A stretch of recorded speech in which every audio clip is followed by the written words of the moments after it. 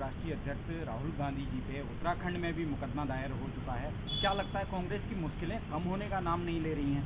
नहीं, ये जिसको आप मुश्किल कह रहे हैं, ये चुनौती है और चुनौती से कभी पीछे हटकर ना कांग्रेस भागी ना राहुल गांधी जी भागे। तो इसलिए मैं तो कह रहा हूँ देश के हर जिले में आप कराइए केस उन पे। वो क्या केसों से डर रहे हैं?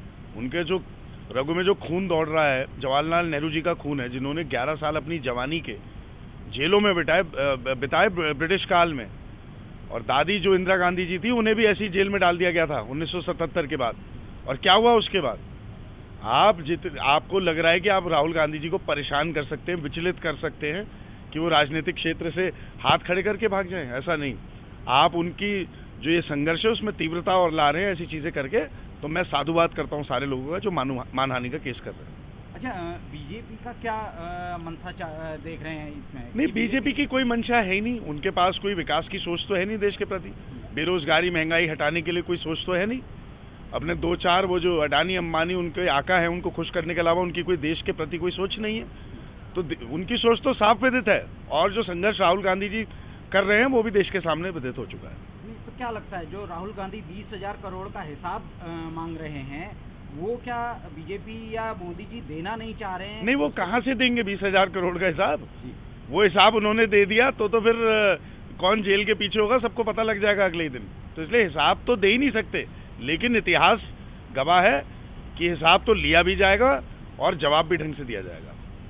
तो आने वाले जो विधानसभा चुनाव, लोकसभा चुनाव हैं, उनको किस तरीके से देखते हैं? क्योंकि राहुल गांधी फिलहाल परिस्थितियों के अनुसार लोकसभा... अरे देखिए, उच्चतम न्यायालय से अभी रिलीफ मिलेगा। आप भी गवाएं, हम भी गवाएं। वो जो ऑर्डर है उसमें इतनी विसंगतियाँ हैं, उसमें इतनी कमियाँ हैं, वैसी क्वॉश होने वाला है। समय आने दीजिए, आराम से, कोई जल्दबाजी नहीं है। राहुल गांधी जी केवल एक सांसद नहीं है, एक नेता नहीं है, वो पूरा मूवमेंट है। और देश की जो सोच, सबसे अच्छी सोच कोई इस समय कोई राजनीतिक व्यक्ति रख रहा है विपक्षी दलों में, तो वो राहुल गांधी जी हैं। और राहुल जी की जो सोच है वो कांग्रेस की सोच है और कांग्रेस उस सोच के हिसाब से लड़ाई लड़ेगी। अच्छा, जो सारे विपक्षी दल एक साथ आके खड़े हो गए हैं राहुल जी के समर्थन में, कितनी मजबूती देखते हैं कांग्रेस? नहीं, सारे विपक्षी दल के साथ दमनकारी नीतियाँ तो ये अपना ही रहे हैं।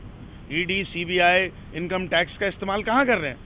जिस दिन इनके अपने नेताओं पे सीबीआई, ईडी, आईटी हो जाएगा, देश का काला धन कहाँ है सबको पता लग जाएगा। बहुत बहुत धन्यवाद।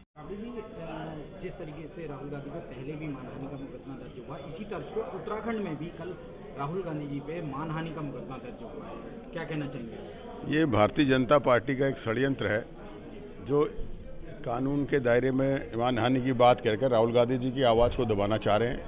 राहुल गांधी जी आज आम आदमी की बात कर रहे हैं। राहुल गांधी जी जो पूछ रहे हैं कि क्यों मोदी सरकार पूंजीपति को बचा रही है और गरीबों का शोषण कर रही है, तो वो सोच रहे हैं कि राहुल गांधी जी ये सब नहीं बोले। लेकिन राहुल गांधी जी किसी से डरने वाले नहीं, दबने वाले नहीं। कांग्रेस का हर कार्यकर्ता जो गरीब की बात करेगा, आप जनता की बात करेगा और ये पूछता रहेगा भारतीय जनता पार्टी के प्रधानमंत्री से और सरकार से, देश में प्रदेश में, कि क्यों जो 2 करोड़ युवाओं को रोजगार देने की बात कही थी आपने, उसे पूरा क्यों नहीं कर रहे हैं? महंगाई को आप नियंत्रित क्यों नहीं कर रहे हैं? क्यों आप अडानी के आगे नतमस्तक हो गए हैं? इन सवालों को पूछते रहेंगे और हम डरने वाले नहीं, घबराने वाले नहीं। अच्छा, एक चीज़ और है, जिस तरीके से राहुल गांधी का जो केस हुआ वो फास्ट ट्रैक कोर्ट में चलाया गया, क्या देश के अन्य केस भी इस तरीके से इसी तर्ज पे आगे नहीं बढ़ाने चाहिए? देखिए, भारतीय जनता पार्टी सत्ता का दुरुपयोग कर रही है और वो दुरुपयोग उस व्यक्ति के लिए कर रही है जो उनके खिलाफ बोल रहा है, और राहुल गांधी उसमें प्रथम व्यक्ति हैं, इसलिए ये किया जा रहा है। बहुत बहुत कली जी, राहुल गांधी पे कल उत्तराखंड में भी मुकदमा दर्ज हुआ है, मानहानि का मुकदमा दर्ज हुआ है उनके 2023 के बयान को लेकर, आरएसएस को दिए बयान को लेकर। किस तरीके से देखते हैं इस मुकदमे को? देखिए, ऐसा है, एक वो है ना, राम नाम की लूट है, लूट सके तो लूट, लेकिन ये याद रखिएगा कि अंतकाल पछताएगा जब सत्ता जाएगी छूट।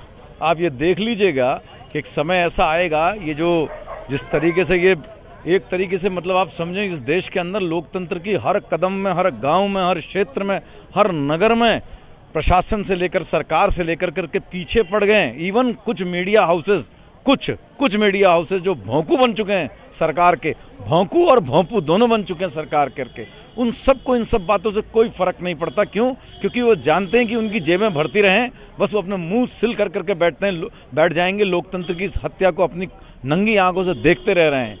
ये बहुत ही, मैं इसे समझता हूँ कि ये इसकी किसी चीज़ का जब ऊपर जाती है ना तो उसको नीचे आना तय होता है। तो ये नीचे आने की भारतीय जनता पार्टी की शुरुआत है।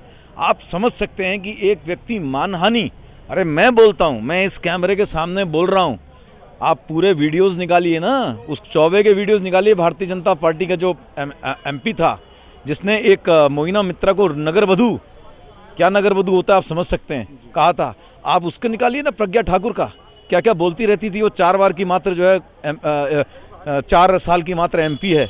वो सोनिया गांधी के बारे में उसके क्या तर्क थे। भारतीय जनता पार्टी के वो लोग वो निकालिए ना, उनका एक वीपी सिंह या एमपी सिंह पता नहीं कौन सा था, एक मंत्री था यूपी का या कहीं का, वो बोलता है क्या नाम किसी बच्ची के बलात्कार पर वो बोल देता है क्या नाम, कहते हैं कि इसको तो प्रभु श्री राम भी नहीं रोक सकते। तो ये तमाशे जो भारतीय जनता पार्टी कर रही है, सब उनको वो ऐसा बेशरम चेहरा हो चुकी कि रोज़ इस तरह के घटनाएं होती रहेंगी, हर थाने और उसमें लिखते रहेंगे। उनको सनसनी बनानी है, क्यों? क्योंकि उन्होंने अडानी के जो काले कारनामे हैं, जो 50,000 करोड़ रुपए देश का खा कर बैठा हुआ है सरकार की नाक के नीचे से, ये बातें छुपानी है, ये सच्चाई है। अच्छा, क्या लगता है कि राहुल गांधी की और कांग्रेस की मुश्किलें इसमें बढ़ती नजर नहीं आ रही हैं कि हर चारों तरफ से कांग्रेस को घेरा जा रहा है, राहुल गांधी को घेरा जा रहा है? देखिए, ऐसा है कि जब विनाश काले विपरीत बुद्धि, ये एक विनाश काल जब व्यक्ति का सामने होता है ना, तो वो अजीब अजीब सी चालें चलता है। वही आज भारतीय जनता पार्टी के साथ हो रहा है। आप मानहानि, एक बहुत ही साधारण चीज़ पर आप मानहानि की बात कर रहे हैं, मैं आपको हजारों एग्जाम्पल दे रहा हूँ। होना कुछ नहीं है, होना सिर्फ उत्तराखंड में जो केस दर्ज हुआ वो आरएसएस को लेके है खासकर, अरे क्योंकि वादकर्ता का कहना है कि आरएसएस जो है वो लोगों की भावनाओं से जुड़ी हुई है। देखिए, ऐसा है कि मैं इन सबको क्लब करता हूं कि कहाँ क्या आरएसएस के बारे में बोला गया, क्या सबको क्लब करता हूं। इसको सबको आप जो करना है आप करिए, लेकिन आप अडानी के जो 50,000 करोड़ रुपए जो खा के बैठा, जिसमें प्रधानमंत्री कार्यालय सीधे शामिल है, आप उस पर भी कुछ को बोलिए ना। ये थोड़ी कि आपने रोज केस लगाते जाइए। आप केस आपकी चल रही है, आप चलाइए, जब तक चल रही है।